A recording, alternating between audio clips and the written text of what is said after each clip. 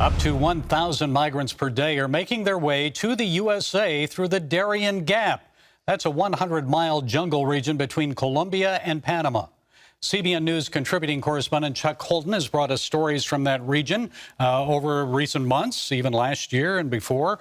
So, Chuck, bring us up to date. What's the latest?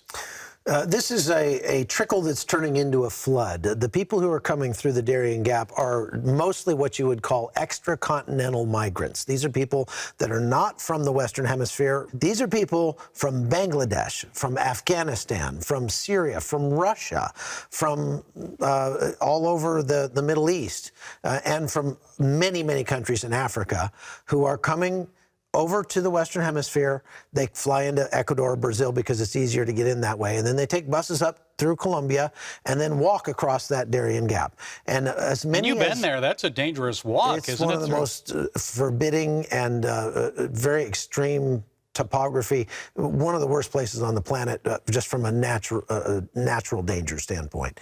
And I would say as many as 1 in 7 who go into that jungle don't come out the other side. Why do they risk that, Chuck? What are they really looking for? What they're looking for is more money. By the time they get there, the only excuse they have for continuing to go through the gap and go up to the United States is for economic reasons. Because they could go to Chile. They could go I went earlier this year to Bolivia and Peru and places like that, and they can make a nice life there. But instead of going south, they go north and go up through that jungle. And many of them bring their children. I'm talking about small toddlers through that jungle, and many of those never make it out the other side. Boy, that's heartbreaking. It is. So you've been to the southern border as well in the U.S. What are the border agents telling you about the crisis there? Well, the border agents are not allowed to say anything these days. So one of the big differences that you notice between the Trump era and the Biden era is that during the Trump era, you could go down there and the Border Patrol agents would welcome you. They'd let you ride with them. They'd stand there and talk to you, and they'd tell you everything about what was happening. Today, when you go out there, you're the enemy. The press, the free press, is the enemy. And it's not the Border Patrol agents' fault. It's that if they say anything to you, they will lose their jobs.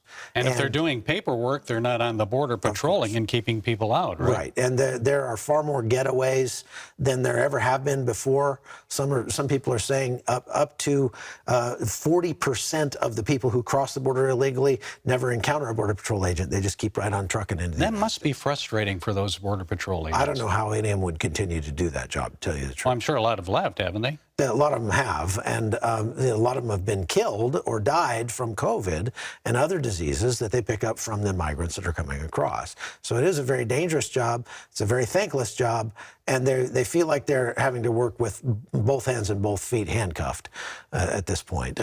And I remember them telling us if they would ever just take the handcuffs off and let us do our job, we could secure the border. And they proved it during the Trump administration. Well, I was going to say, Trump allowed them to do that. That's right. And they were very happy at that time, the first time they'd ever endorsed, I guess, a presidential candidate.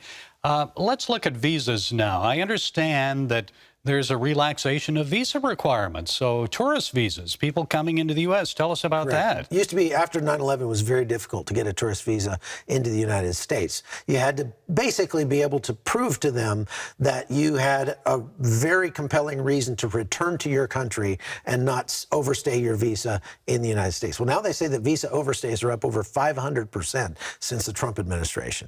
And yet, even though those visa overstays are up so much, I'm being told from credible sources around the world that they are handing out tourist visas to anybody who wants one for any reason.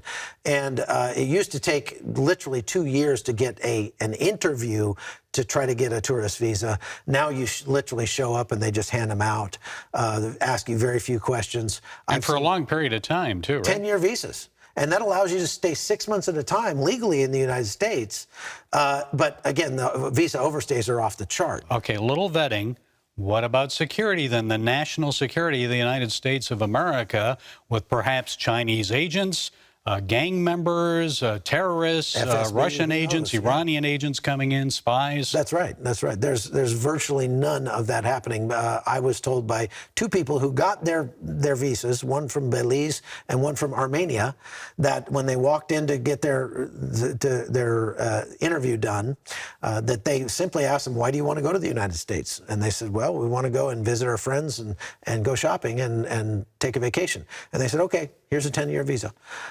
So they have not only thrown open the floodgates for illegal aliens along the southern border, but they've made it far, far easier for legal people to come legally and then overstay illegally and get in that way. And maybe easier for nefarious people, terrorists and others, to get into the U.S. It almost seems like it's intentional.